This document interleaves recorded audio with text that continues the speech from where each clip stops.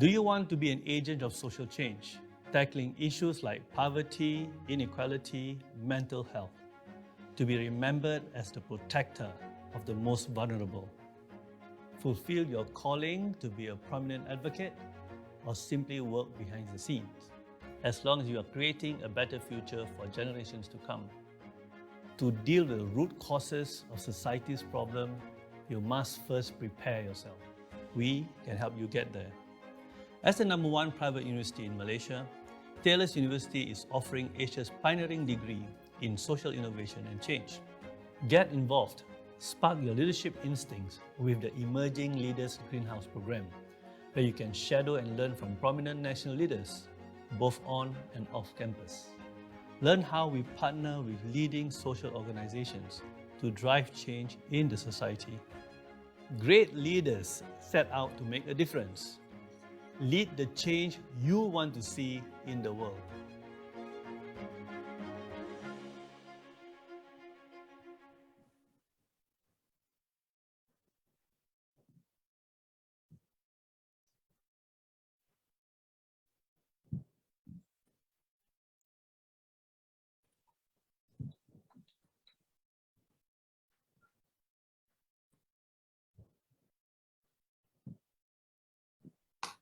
Imagine having the power to impact our future, tackling major issues we face today: political coup, climate change, the fight against a global pandemic. In the midst of it all, will you watch from the sidelines, or will you take the lead? Do you have the passion, the perseverance, and a strong sense of critical thinking? Taylor's University offers Southeast Asia's first work-based learning international relations degree, where in your third year, you will work, learn, and be mentored by game changers in the industry. Diplomats, foreign officials, leaders from international organizations, and top scholars coming together as part of this hands-on, industry-based education, led by Malaysia's most influential, trailblazing leaders. The world is in need of visionary leaders now more than ever. Social leaders who will pioneer change. Be the next global leader now.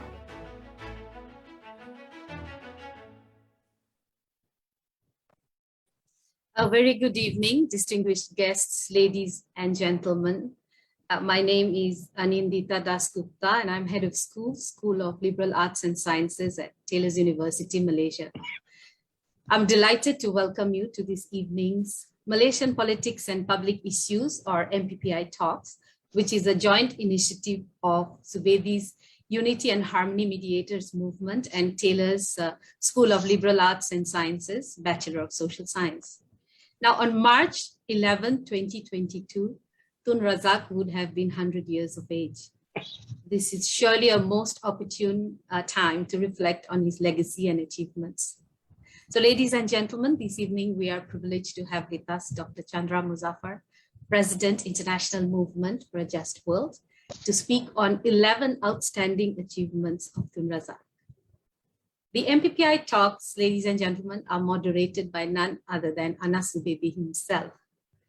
Anas Zubedi is the managing director of Zubedi Sendiri and Berhad, a training company that focuses on soft skills and making people more productive and better. Zubedi has been promoting unity extensively for the last 3 decades. Anas Zubedi is a senior fellow of Human Resources Development Corporation. Anas is adjunct professor at Taylor's School of Liberal Arts and Sciences and Director of Social Innovation and Change at the Bachelor of Social Science, Taylor's University. It is now my pleasure to invite Anas to take the floor. Take it away, Anas. Thank you, Anint. Welcome, everybody. Welcome to Chandra. I will do a share screen right now. So welcome back to those of us who were here last year. This is going to be the 9th session of our series of our forum. And I'm very happy that we're going to start this year with a talk about Tun Razak. I would like to just go through with you about Dr. Chandra Muzaffar, as usual. First, why are we here? To educate, discuss, and promote the the exchange of ideas about Malaysian politics and public issues in a mature, rational, and justly balanced way. Dr. Chandra Muzaffar is the president of the International Movement of the Just World, or JUST, an international NGO based in Malaysia, which seeks to critique global injustice and to develop an alternative vision of a just and compassionate civilization guided by universal spiritual and moral values. He has published extensively on civilizational dialogue, international politics, religion, human rights, and Malaysian society. The author and editor of 32 books in English and Malay, many of his writings have been translated into other languages. Among Dr. Chandra's latest publications are A World in Crisis, Is There a Cure? And Reflection on Malaysian Unity and Other Challenges.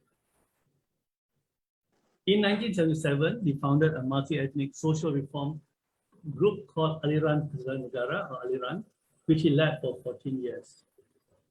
Today, apart from his role in JUST, Dr. Chandra sits on the board of a number of international NGOs concerned with social justice and civilizational dialogue. Dr. Chandra was professor and director of Center of Civilizational Dialogue, University of Malaya from 1997-1999, and professor of global studies at University of Science Malaysia from 2007-2012. Dr. Chandra travels abroad frequently, giving lectures and speaking at seminars and conferences. He's also a regular speaker at meetings at home in Malaysia. Dr. Chandra is a recipient of a number of international awards related to scholarship and social activism. Dr. Chandra is married to Mariam Muhammad Hashim, and he has two daughters, 2 granddaughters, and 5 grandsons. Welcome back, Dr. Chandra. Thank you so much. Without much ado, I would like to pass to you the floor for you to unpack Tun Razak, his 11th outstanding achievement.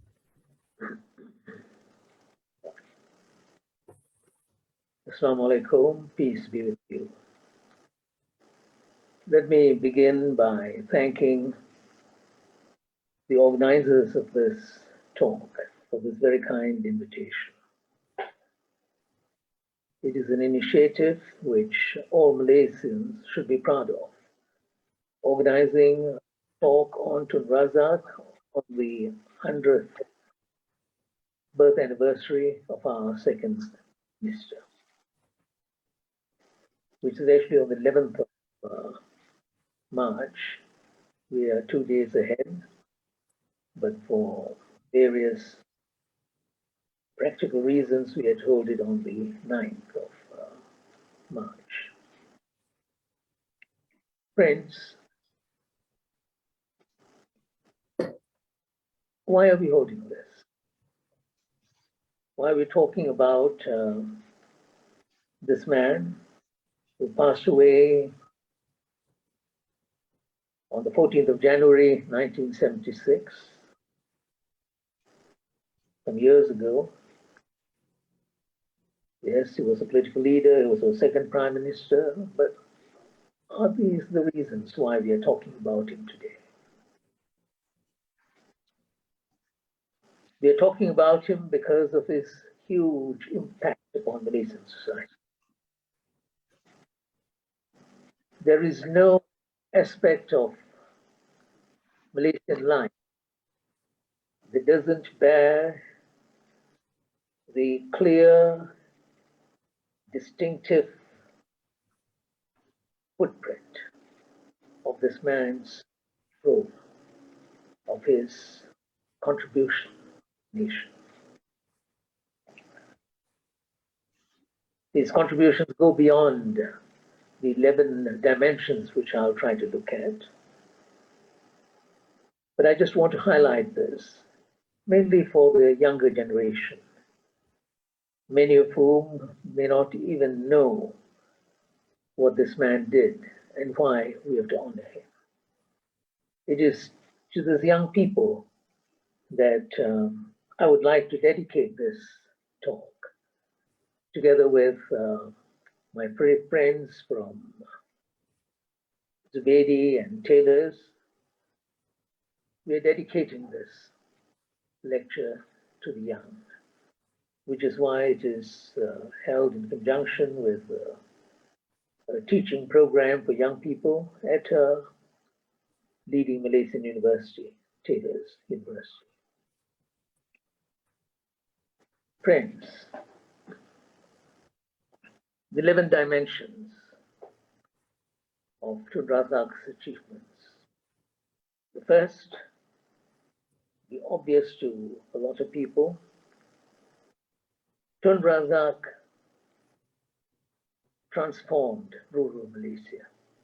He laid the foundation for the growth and development of rural Malaysia more than any other single individual. He encouraged the building of roads and bridges, supplying water supply and providing electricity. He built community centers, mosques, and he built health clinics and schools. Some of us were very surprised to learn that before Merdeka, before he took charge of rural development, there was not a single secondary school in rural Malaysia. There were secondary schools, but all in urban Malaysia. But in rural Malaysia, there was not a single secondary school. You only had primary schools. In Malay, in Bahasa Malaysia, primary schools. Because the British felt, and this was stated policy of the colonial master at that time, the British felt that all that the Malays needed was primary education. To make them, in the words of a colonial administrator, to make them better fishermen and better farmers. There were no secondary schools. So Tun Razak pioneered this, building schools, clinics, transforming the environment, giving them a sense of wealth, of well-being. It was one of his great achievements, for which he'll always be remembered, especially by the older generation. He was rightly called at that time the father of rural development. A second dimension of this contribution related to the first. He was the one who made the eradication of poverty, irrespective of ethnicity, a national policy. It was the first prong of the new economic policy enunciated in 1970. This was the first prong, eradicating poverty regardless of ethnicity. And in the rural parts of Malaysia, it was not just the Malays who were the target of this poverty eradication program. Non-Malays were also part of this, and so were the Bumiputras of Sabah and Sarawak. They were part of this attempt to eradicate poverty. You know, at the time of independence, according to certain figures, 64% of the population lived below the poverty line.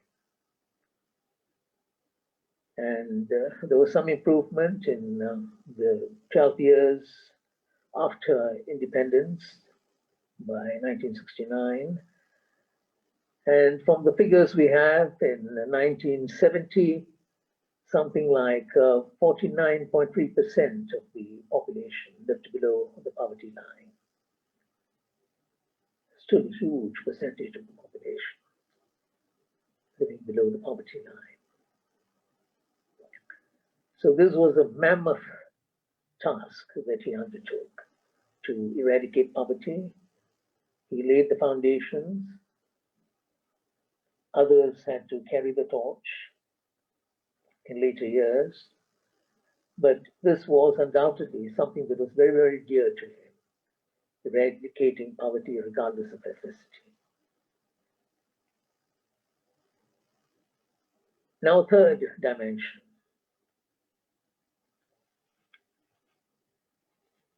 Tun Razak expanded education. It was not just education for the rural community that he was concerned about. That was the foundation, primary, secondary school education.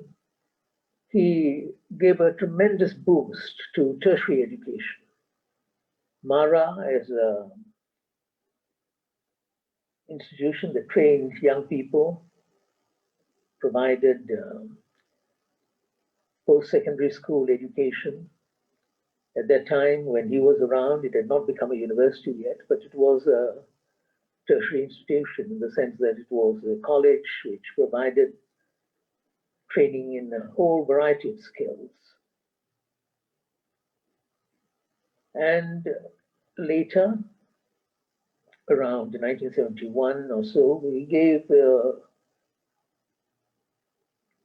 push to higher education in the sense of helping to develop universities in the country. There was only one university until 1969, and the second university was established in 1969, Penang, University of Penang it was called, and then of course you had University of Kebangsaan. Tun Razak was directly connected with the establishment of University of Kebangsaan. He felt it was very, very important as a university that would cater for kids from rural Malaysia in particular. And that was his very big contribution to the expansion of higher education. And it is only right that Tun Razak would see education this way, from primary school right up to university, because let's not forget that he was the author, in the sense that he was the chairman of the committee that drew up the Razak report in 1956. Year before Merdeka, we had the Razak report, which has remained to this day the foundation of our education system, the Razak report. And nothing has replaced the Razak report. There have been reviews, but that report has remained the basis of our education policy. Can you imagine, at that time when the Razak report was announced in 1956, Tun Razak was just 34 years old. Just like if you look at everything else in his career, he did things very, very quickly at a very young age. It's just amazing. 34, he was the chairman of this committee that had a number of prominent educationists and also professionals, people from different communities. And if you look at that education report, it was a far-sighted report. It sought to bring all the communities together, a common education system, the backbone of which would be Bahasa Malaysia as the main medium, but not the sole medium. And that was something that the committee stressed, that Bahasa would be the main medium, not the sole medium. Other languages would be used as media of instruction as appropriate. English was going to play a prominent role in secondary education and in tertiary education, according to that report. Primary education, of course, would be available in different languages, though eventually the aim was to have a common language, not separate schools as such, but a common language, which would unify rather than establish an education system that was uniform. The difference between the two. It would unify while maintaining diversity. You would have some subjects taught in Chinese and Tamil as needed, but there would be a unified education system with Bahasa as the backbone, but an education system that would cater for everyone. And it's very significant that the Razak report did not want to see an education system where students would be classified along ethnic lines, where they would be divided along ethnic lines. The idea was to bring everyone together, a common basis for learning. That would be the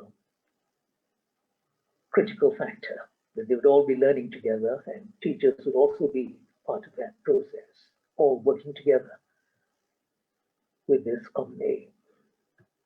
Let us yet another contribution of the man in relation to education. Let me also add that that contribution is related to the fourth dimension that I want to talk about. It's related to unity.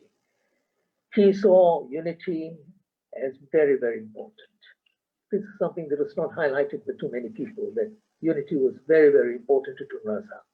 Education was one of the vehicles, and he was very committed to this. Tun Razak was also committed to economic restructuring as part of the quest for unity. He knew that the divisions that existed during the colonial period that kept the communities apart, that we could not continue with those divisions. The identification of ethnicity with economic function was inimical to unity. You do not divide people along occupational lines linked to their ethnicity, and he wanted to see that transformed, which is why it became part of the new economic policy that one would try to reduce the identification of ethnicity with economic function. A huge task, which has still not been completed, but it is so much different today than what it was in 1957 or in 1970-71. Tun Razak really believed that this is something that one should strive to achieve. Wanted to see more Malays and other indigenous people in commerce, industry, the professions, which is why the NEP had this 30% in 20 years target, so that there would be a definite aim, and one would work towards that, that Malays who were in a minority position in the professions. And it was an appalling situation, actually. People don't even remember that now. That in 1970, for instance, across the board, with the exception of the teaching profession, all the other professions, medicine, engineering, architecture, even law to some extent, all the other professions, the average for the Malay community in terms of its participation was just 5%. When the Malay community was the majority at that time, but just 5% from the Malay community in the professions. It was an untenable position. It was a situation that certainly did not conduce towards unity. It had to change, and he was determined to change that. But it's wrong to argue that in order to change that, he wanted to create a mono-ethnic civil service and public service, as it is alleged in some quarters. This is totally untrue. Because if you look at the upper echelons of the civil service in his time, many of the top civil servants were actually non-Malays, working together with Malays.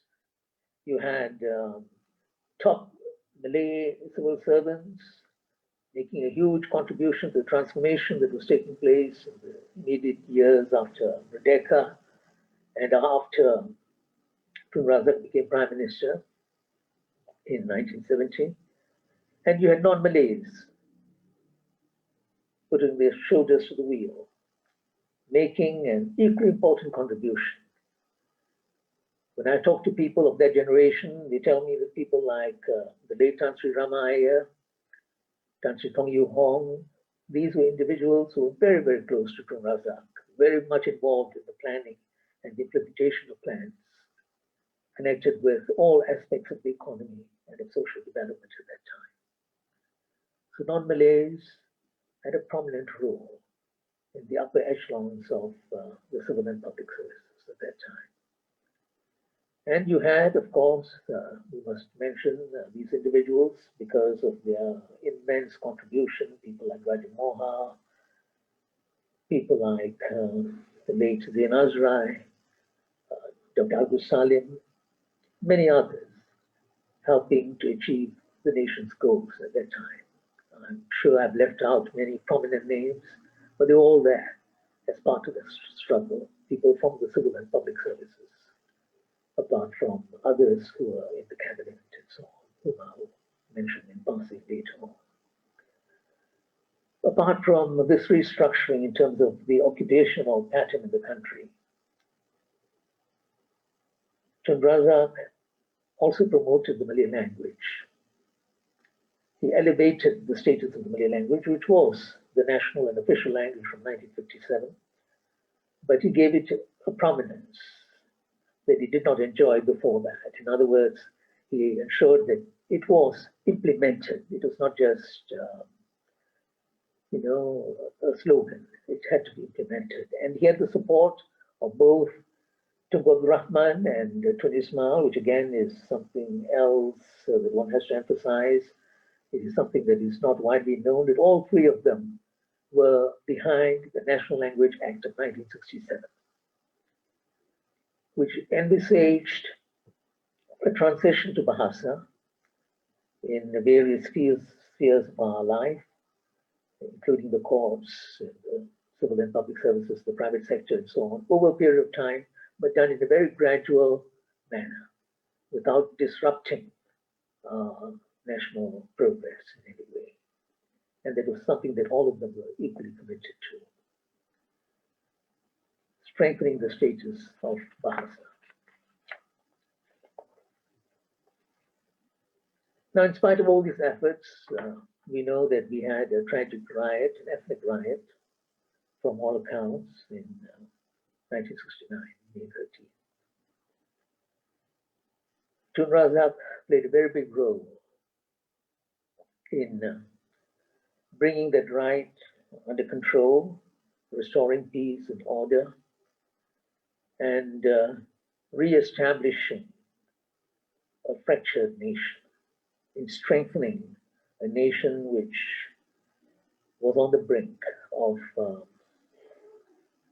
huge tragedy. But he, together with his very close friend, the late Dr. Ismail, who returned to the cabinet after the May 13th riots, they played a huge role in restoring law and order and re-establishing peace. Tun Razak, together with his colleagues, also did something else, which is very important, and its importance has not been emphasized enough. Not only did he restore peace following the riots, he also amended the Malaysian constitution. That amendment to the constitution, there were 4 different areas that had to be amended. That amendment had contributed to our peace and stability. As a young academic at that time, I had publicly supported the amendments because I could see its worth and value. I'll just highlight 2 of those amendments. In the interest of time, we won't be able to discuss this in detail. But he amended 2 areas in the Constitution which had made a massive contribution to restoring not only peace and order and inter-ethnic relations, it also set the tone and tenor of our society. He amended the clauses pertaining to the special position of the Malays and other indigenous people, because he knew that it was an issue that had been debated and discussed, and it had created a lot of division and a lot of unhappiness within Malaysian society. In the 1969 elections, it was undoubtedly one of the 2 major issues that confronted the people. It was exploited by different sides for different reasons, the special position. The position taken by Tun Razak and his colleagues, and one must add at this point that this included some of the leading figures from the opposition.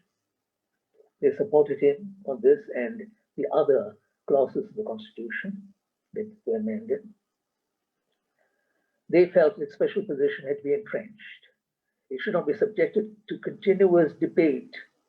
It should not create the sort of heartburn within our society, the sort of situation that would be a permanent sore in Malaysian society. You had to tell people that the special position had to be there as part of the nation building process.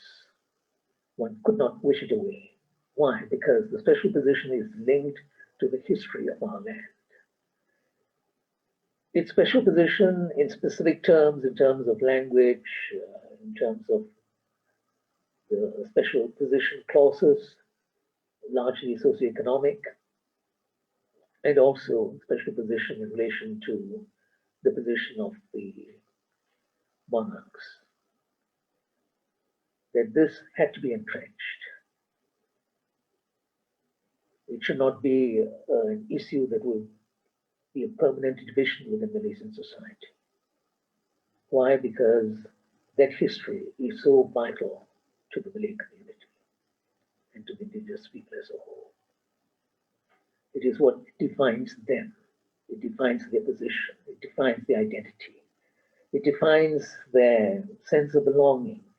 It links them to the land and its history.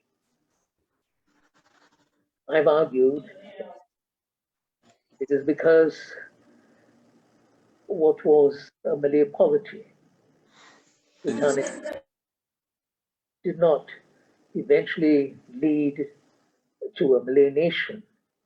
This did not happen. It did not happen because of the way history unfolded in our country. It was a land that had to be shared with other communities because that did not happen. Now, this was something very, very important.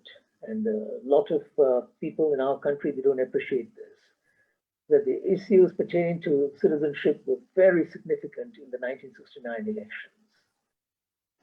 And those who raised citizenship were those who felt that the citizenship clauses that were adopted eventually and incorporated into the constitution were unfair to the Malays.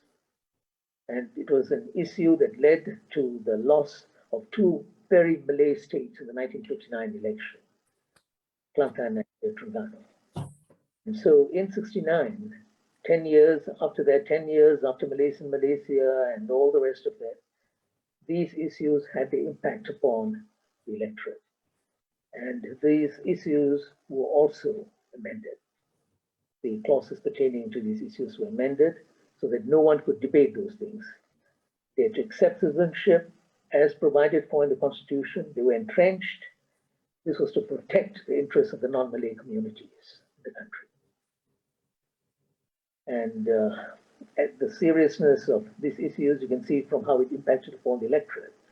But a largely Malay leadership, they went ahead and argued that if one wanted a certain degree of peace and harmony in our society, just as one amended those clauses pertaining to special position, the clauses pertaining to citizenship also had to be amended, so that no one could question the citizenship, the underlying principles that governed the granting of citizenship to the non-Malays.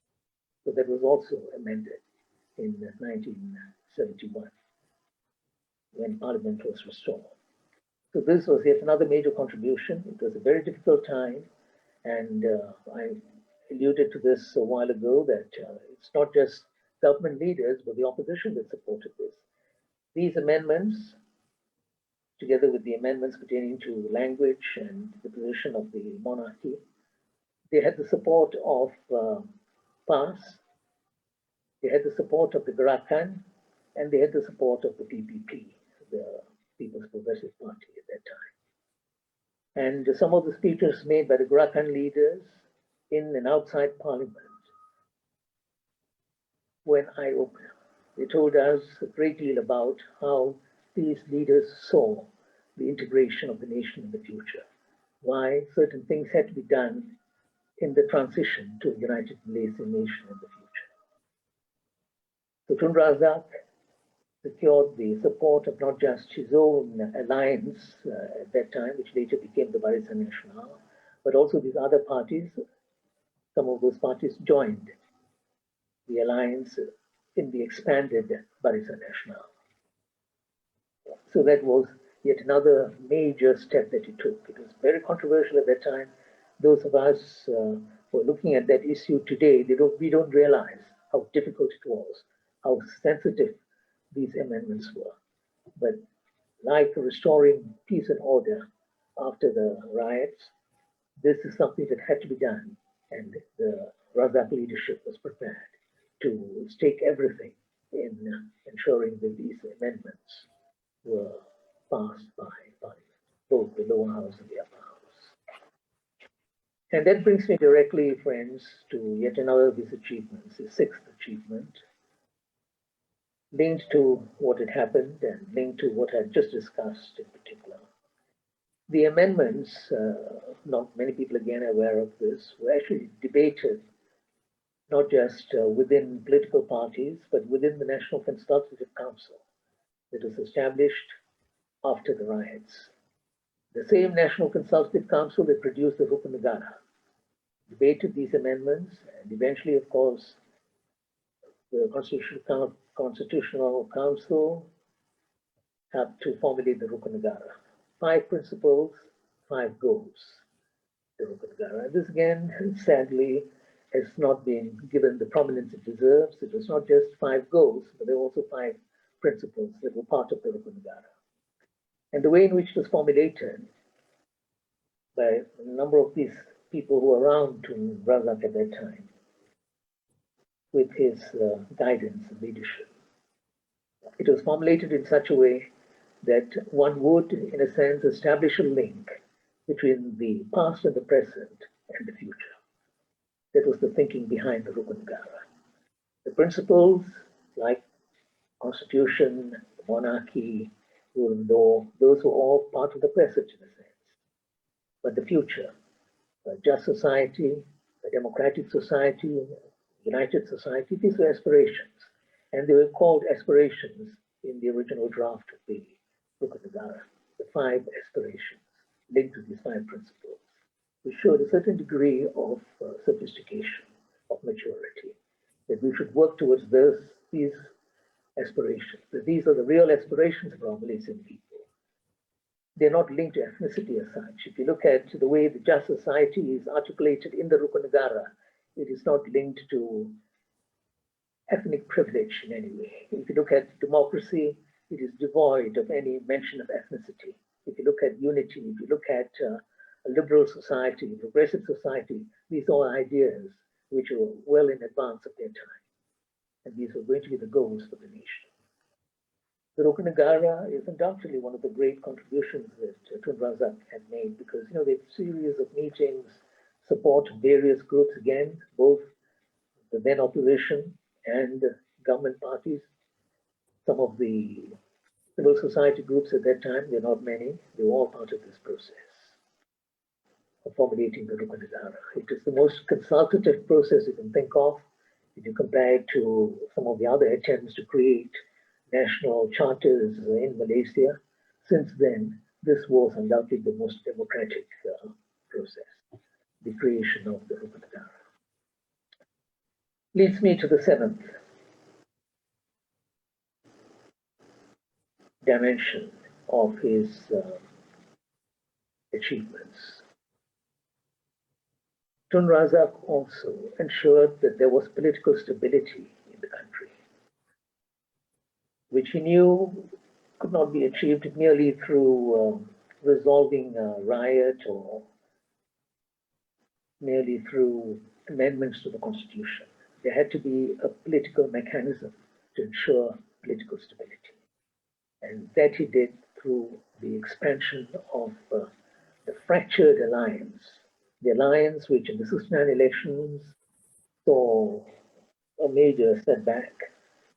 It barely kept its 2/3 majority, and that with the help of the Sarawak United People's Party, it managed to retain its 2/3 majority. But what really helped in the survival of that alliance, of that coalition, was actually the expansion. First, SUPP was brought in, then other political parties, and this was mainly to Razak. He, more than any single individual, had to bring these parties together, consolidated them, and created an expanded coalition, a multi-ethnic, inter-community alliance, which was solid, which covered for the first time the East Malaysian states of Sabah and Sarawak. And that coalition, friends, provided the political stability, which now when we look at politics in the country and, what has happened since 2018, the challenges to political stability and how things have unfolded, we realize that sort of stability is important. There's stability that had an anchor, inter-ethnic, inter-party coalition, and it provided stability for 45 years, for 45 long years. And the one who laid the foundation for that was Tun Razak. That brings me to the eighth dimension that I want to talk about.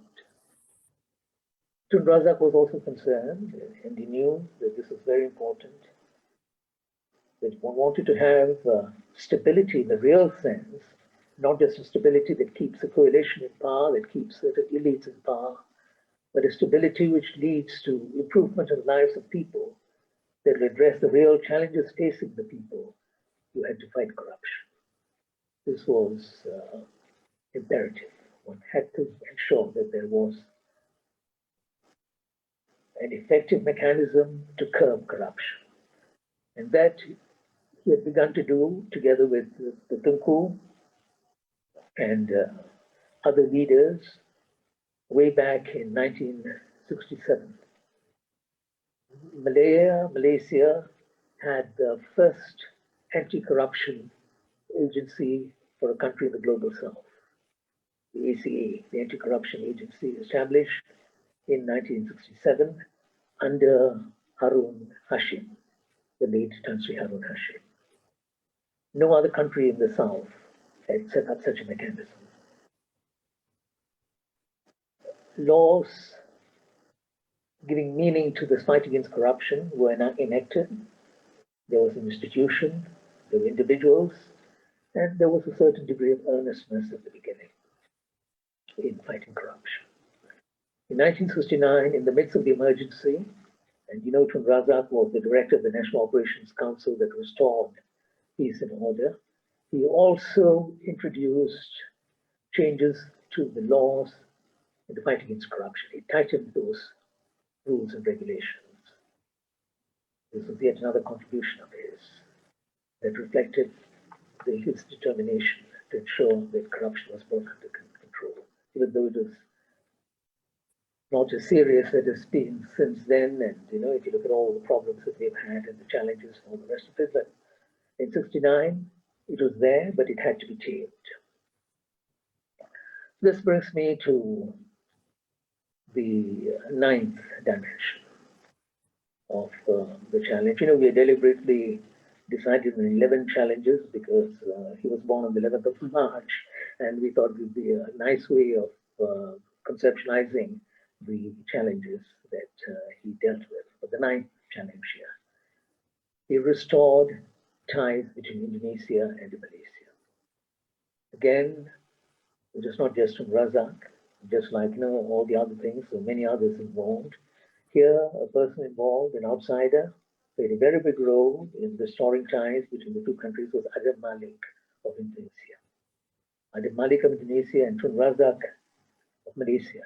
They were the two outstanding figures in trying to restore ties between Malaysia and Indonesia, strengthening ties between Indonesia and Malaysia, whatever the reasons behind confrontation and all the rest of it. It was important to restore the ties between these two countries because that helped to ensure that ASEAN would succeed. If that was not done and if it was not addressed at that time, perhaps ASEAN would have been in a different place. But this was a major achievement as part of regional cooperation. And number 10, Tun Razak also paved the way for relations between communist China at that time and non-communist Southeast Asia. Non-communist Southeast Asia. Malaysia became the first country to establish ties with communist China, non-communist Southeast Asia to establish ties with communist China in 1974. Tun Razak pioneered this. Many of the very bright civil servants he had around him, they were part of that process that led eventually to the establishment of ties between Malaysia and China. And given China's role, not only in Southeast Asia, but in the world today, you can see why this was so important. You saw the worth and value of this. This is something that the Chinese have never forgotten, which is why I'm told by both Chinese diplomats and Malaysian diplomats that normally after the Chinese ambassador, a new Chinese ambassador has presented his credentials to the king, one of the first visits that he makes is to the family of the late Razak. He would call upon his widow, who unfortunately is also passed on.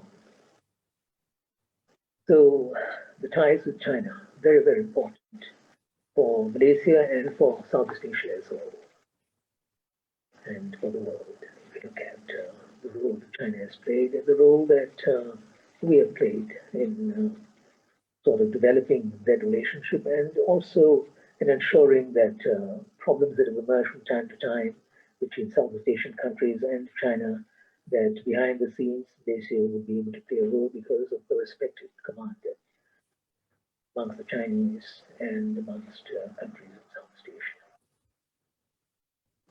Finally, the 11th dimension of this contributions of this leader. Tun Razak, more than anyone else, steered Malaysia in the direction of non-alignment. We were not part of the non-aligned movement before he became Prime Minister. It was quite controversial within the civil service, us becoming part of the non-aligned movement, because we were a very pro-British nation, more pro-British than pro-United States of America, but we were also pro-United States of America. We supported the United States in the war in Vietnam, for instance, in the late 60s. Tun Razak initiated changes in that sort of atmosphere. Can you imagine where you have that sort of thinking? It's dominant, it's overpowering. But this man slowly changed that sort of thinking and made Malaysia part of the non-aligned movement. And eventually we were to play an important role in the non-aligned movement. You may like to know, friends, that it was also Tun Razak who in 1967, at that time not Prime Minister, but of course the dominant figure in government, he helped to establish relations with Russia. Tun Razak was also the person who helped to establish relations with little Cuba, because he felt that if you were going to be truly non-aligned and you're going to play a role in international affairs, you're going to be fair and just, we had to have relations with states which were seen as communist, which were communist at that time. And that was one of the achievements because we've remained non-aligned. And that issue has come up from time to time. How should a non-aligned nation look at challenges, crises from time to time, including like what's happening in Ukraine and so on? How do you approach situations of this sort? Non-alignment was a much better approach to adopt than to be totally aligned to one side or the other. Now, those are the 11 achievements. I'm sure there are many other achievements that others can think about, and we can talk about these achievements in the future. These 11 achievements would serve as a starting point, I hope, especially for discussions we'll be having on Tun Razak. In the next 2 days, we are going to have another panel discussion with some of my friends and colleagues. They will be participating in that discussion, and you will see many other dimensions of the man. I want to conclude this talk by highlighting 2 or 3 things. Number one, if you reflect on Tun Razak's achievements, we have to acknowledge that none of these things would have been possible without certain attributes, characteristics that he had as a person. And that is important whenever you talk about leadership in politics. When political scientists look at leadership, they cannot ignore the attributes of the individual who is at the center of the stage. And Tun Razak, hardworking, dedicated, selfless, a man who sacrificed everything for the nation and for a larger cause. That was a major factor. No one can deny this. A lot of people were close to him, and I must state this quite openly. Of all the prime ministers, he's the only prime minister that I've not met at all. I did not meet him at any point. I did not know him at all. But from what I've read and from what I've heard from people, he was truly selfless. He was also a person who was inclined towards consultation and who tried to bring different forces together, as you can see, not just the post-May 13th situation, but also the way he set up the Barisan Nasional and Indonesia-Malaysia relations, strengthening ASEAN and all the rest of it. That was his inclination. He was a problem solver, a person who brought people together, who was very much inclined towards consultation, towards seeking the middle path, reconciling people, reconciling situations. It should also be highlighted that Tun Razak was a person who valued integrity above everything else. You don't get this from the man's speeches. He seldom talked about himself. But if you talk to the people who were with him, and we had over the years talked to some of these individuals, and from my conversations with these individuals, people like Tengku Razali, who worked very closely with Tun Razak,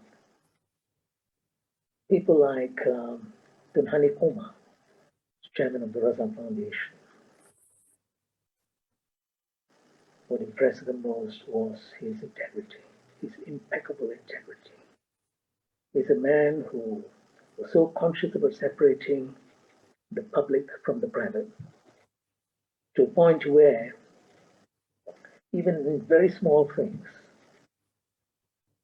where he felt that that division, that line, the demarcating line was important, he would insist that one observed that demarcation. Of how he had upbraided, admonished one of his civil servants for including the purchase of a toothpaste in the bill that the state was supposed to settle because he had forgotten to bring his toothpaste in one of his trips. When the civil servant did this thinking it was something harmless, he was asked to rectify his mistake immediately. A person who sort of agonized over his wife making the trip to London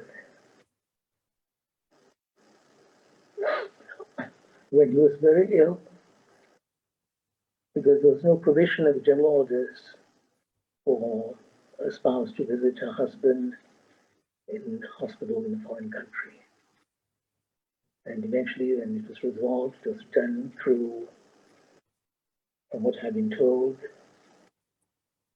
private contributions that enabled her to be with her husband. He was very scrupulous about these things, which is really remarkable. He led a very simple life, was very frugal, very concerned about what is purchased in the name of the state, what it costs. This was always a constant reminder that he conveyed to his staff. And he always made sure that integrity was up, was very much against corruption. So were the others around him. People like Dr. Ismail, to Tansi Hussain, to Meet Sabantan, later Hussein on. They're very concerned about this, which is, I think, why it was a different world at that time.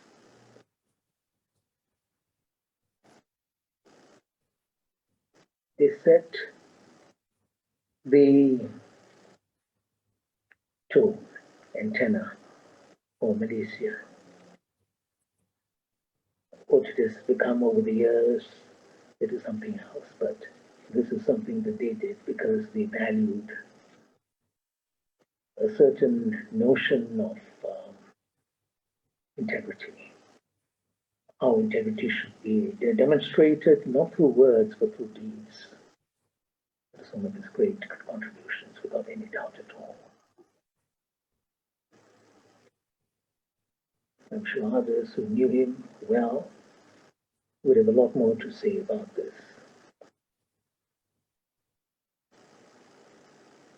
Finally, friends, in the study of politics, especially politics in post-independent societies, people talk very often about the solidarity makers and the problem solvers, those with great visions were described as the solidarity makers, and those who solved problems, who concentrated upon just solving problems. This classification had been used in the study of Indonesian politics, for instance. Political scientists, the late Herb Thief, talked of solidarity makers and problem solvers. Sukarno was a solidarity maker, the great vision, but he was not a problem solver. Problem solver was supposed to be Muhammad Hatta, the vice president. But Tun Razak was that rare human being who was both a solidarity maker and a problem solver. This is very, very rare in history.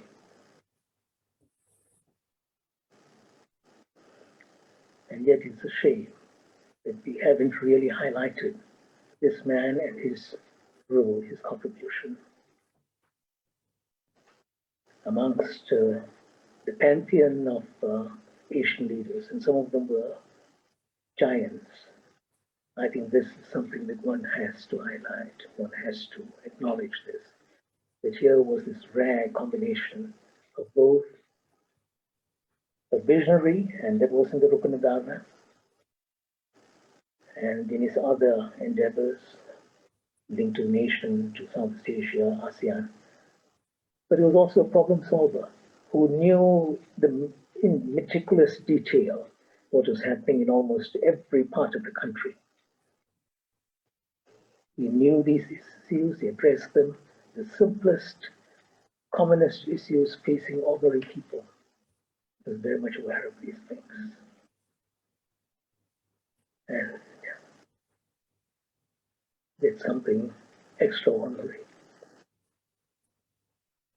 So for me, as a student of politics, one is paying tribute to a very rare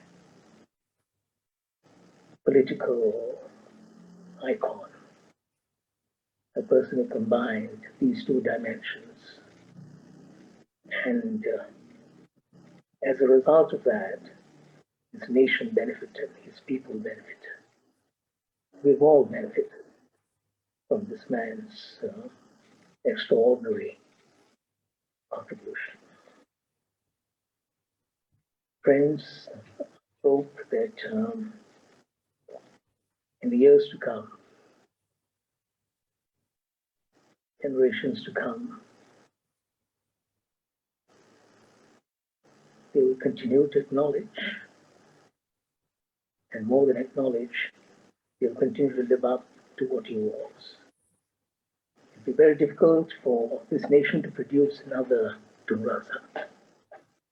It seldom happens in history, but we can try to emulate his great achievements to the limited extent that we, as ordinary mortals, are capable of. And there will be many others, people coming to the fore in the decades to come. We hope that he will be a beacon for all of them, and a beacon for generations of young people in particular, so that they will be able to say, well, here was a man, an extraordinary man. He is our inspiration. He is what we aspire to be. Thank you. Thank you, Dr. Chandra. Thank you very much for very thorough. Even though within 1 hour you have covered from his achievements, both locally, regionally, and internationally. First, I'd like to apologize just now for some disturbances. For a while, we have to actually remove quite a few people. And also 1 or 2 accounts are using my name, my team, they're using my name, but it's not me typing, so be careful if you read anything as though I'm suggesting something. And yeah, thank you very much, Dr. Chandra. And what I'll do is, we already have 3 questions sent in, and some of the things you'll handle, but maybe we can unpack it further. I will read out the questions. In a second. Yeah. The first question is from Hanif Hamid. Speaker to describe the outcome or results of those achievements as they stand today. Even though the policy was made in the 70s, how is it today? You know, what Tun Razak planned, how is it today, and are we actually living up to his plan and his goals? Perhaps one question at a time.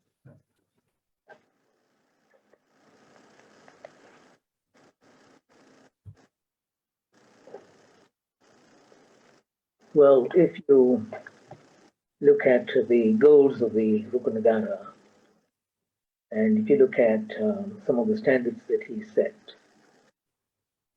I suppose an honest answer would be that we have failed him. I remember a line from my late friend Rehman Rashid's, I think it is the book called Peninsula, if I'm not mistaken, where he says that the generation that came after these important leaders, the Tun Razak and others, their generation was the generation that dropped the ball. I think to some extent it's true. The immediate generation after Tun Razak, those who, well, would be, around, people in public life and so on, they've not really been able to continue those goals, the ideals, the passion, that commitment, not there. And if you ask me, and ask, what is it that led to the situation?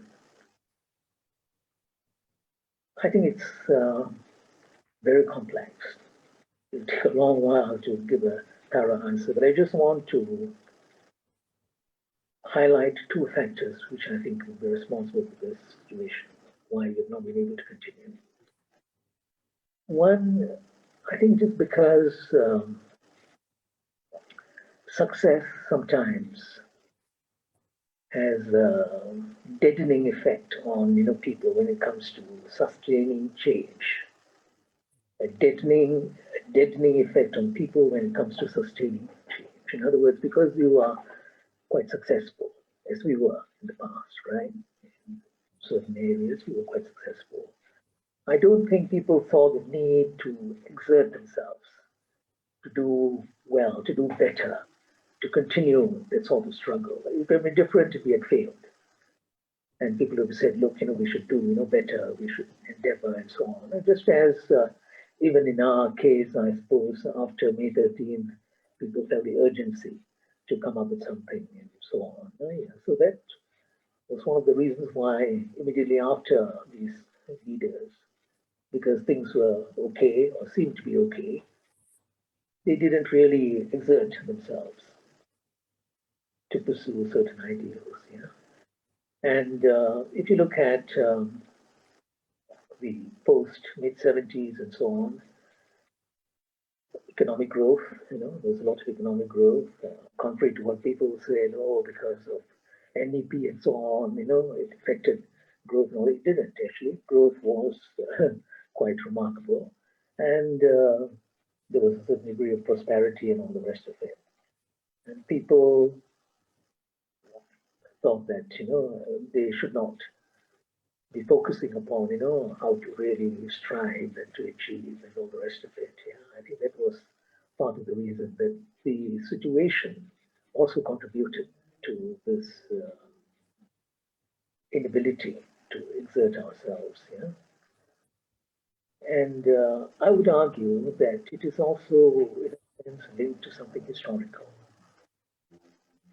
If you look at the way we treat leaders, Malaysia, as a whole, the way we treated Dato' Onn Jaafar in the past, even today. I think for a man who founded, he was not the only one, of course, we know that, but he played a major role.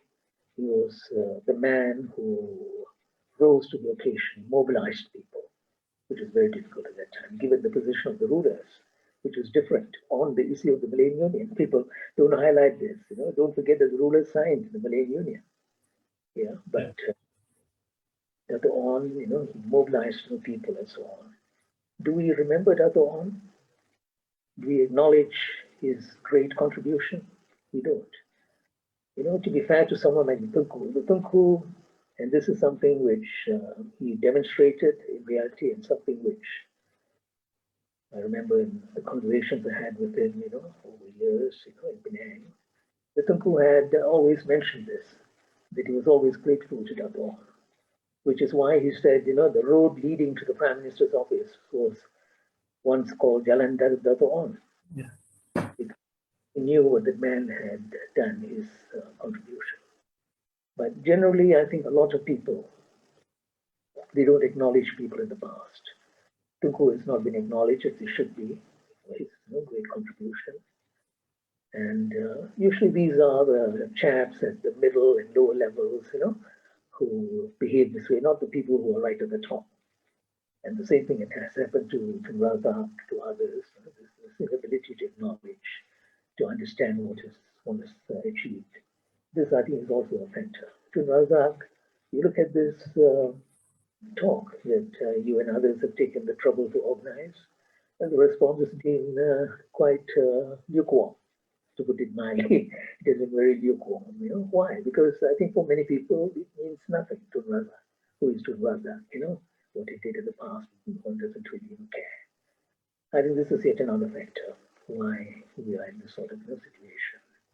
Because we don't remember, we have historical memory, we don't have a strong sense of history, historical memory.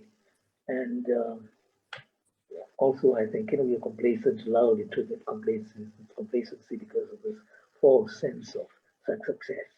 We're great, we've succeeded, that sort of thing. We've lost our fire. Yeah.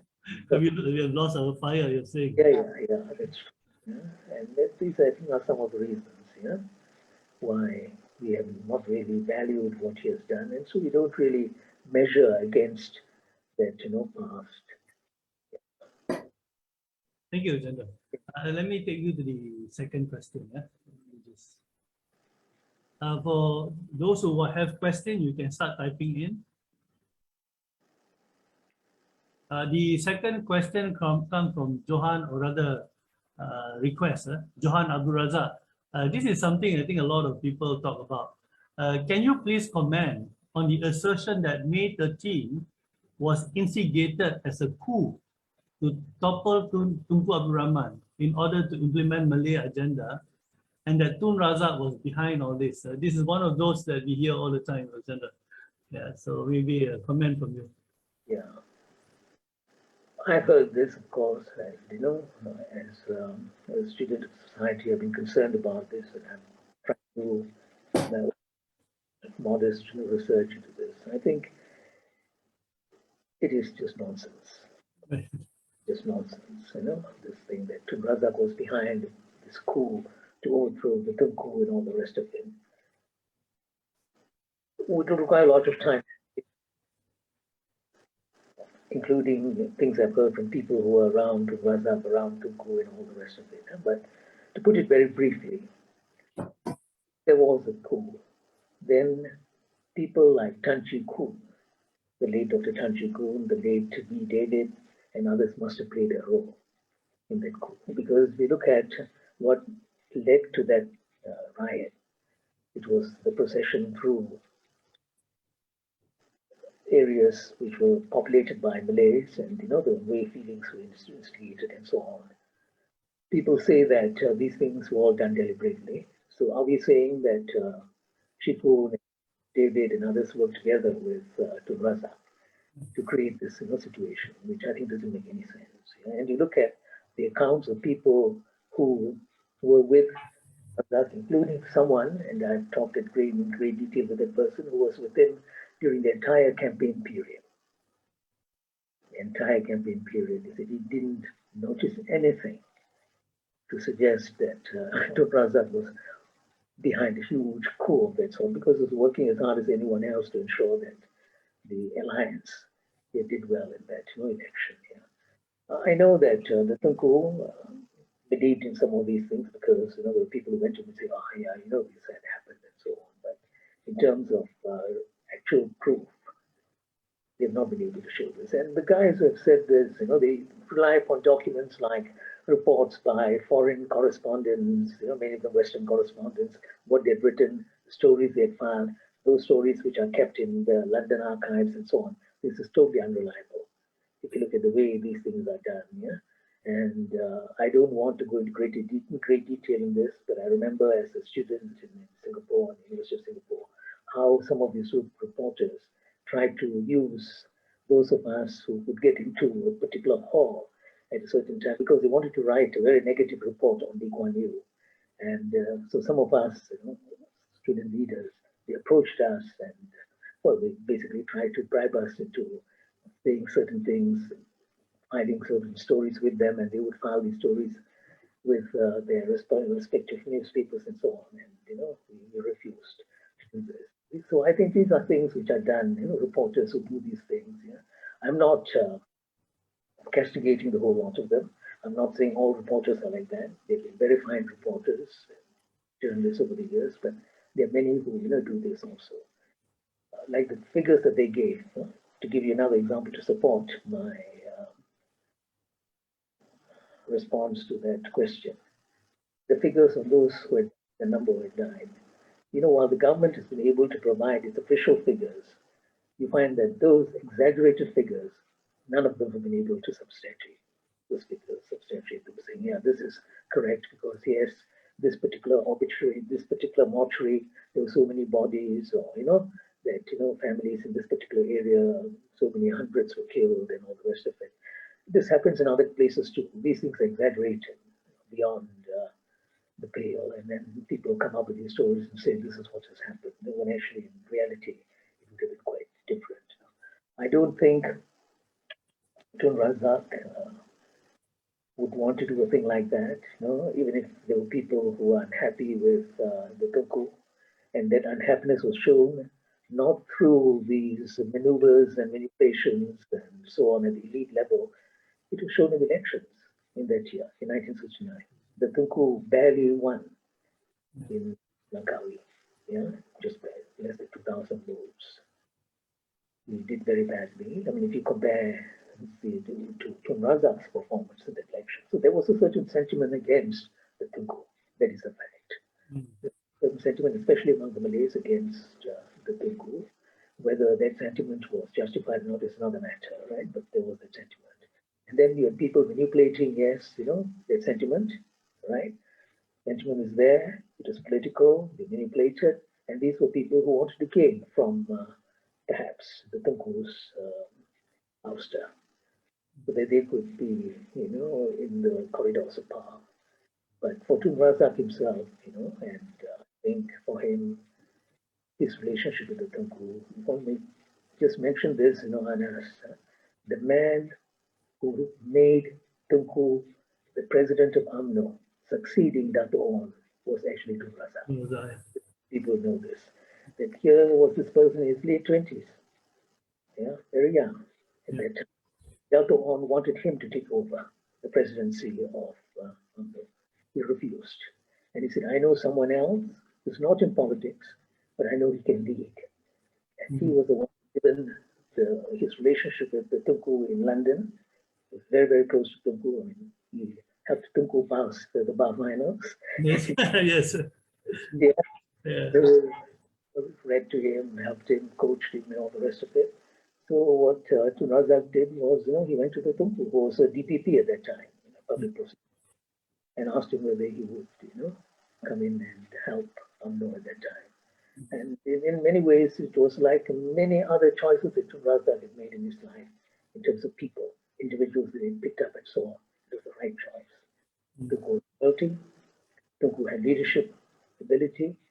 I think the outstanding quality about the Tunku, which was very, very useful in the 50s, was he could bring different communities together. And that was something which was so manifest in his personality. I come from Kedah, Anas, People in Kedah knew this. My grandfather was close to the Tunku, and he knew how well the Tunku was liked. I've seen in my late father's library, document, sort of a letter to the British, signed by the community leaders, different communities. My grandfather was the leader of the Indian community for that part of Kedah. And they had appealed to the British to keep the Tunku as the DO, district officer in Kuala Muda, Central Kedah, at that time, because it was so popular. It was so popular, and when the taxi drivers protested against something that was unjust, he as DO, who should be on the other side, he joined the taxi drivers. They form a convoy or something, right? I remember reading. Oh yeah, that's right. Yeah. So, Tunku was that sort of person, who could bring different communities together. He had that ability.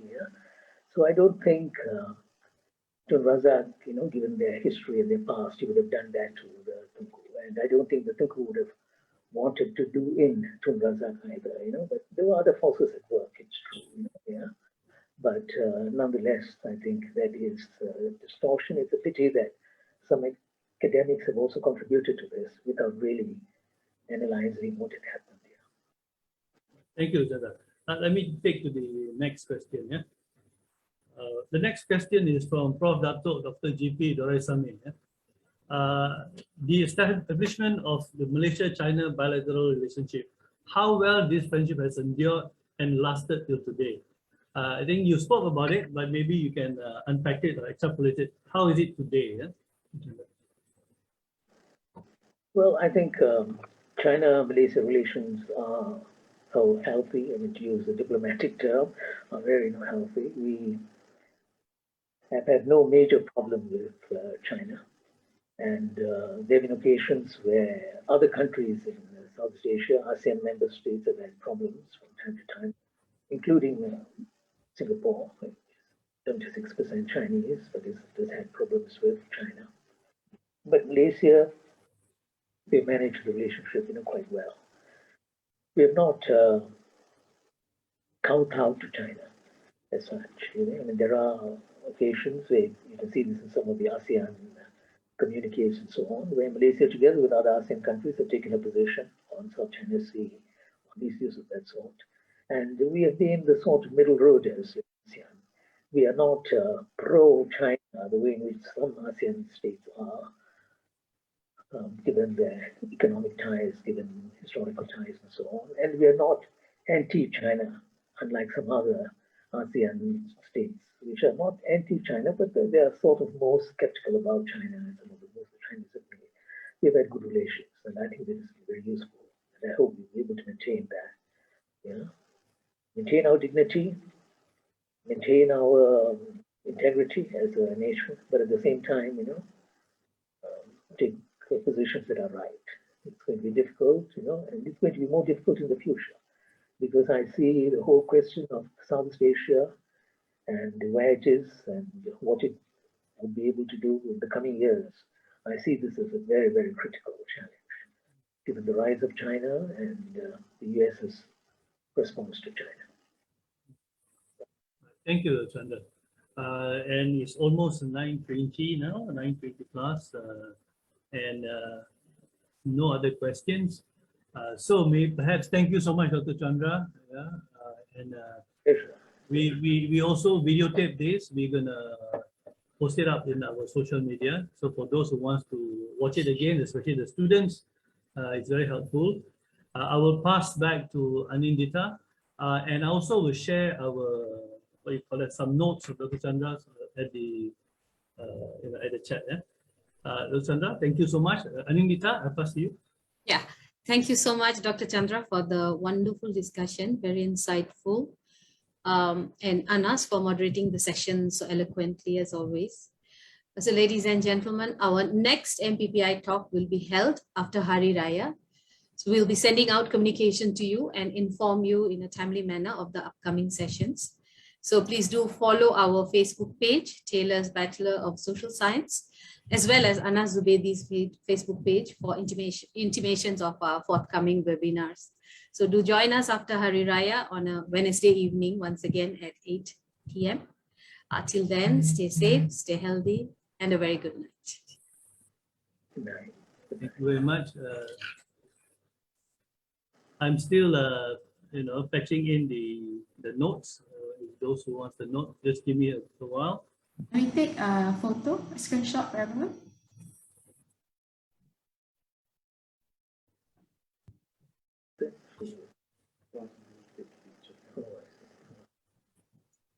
Event.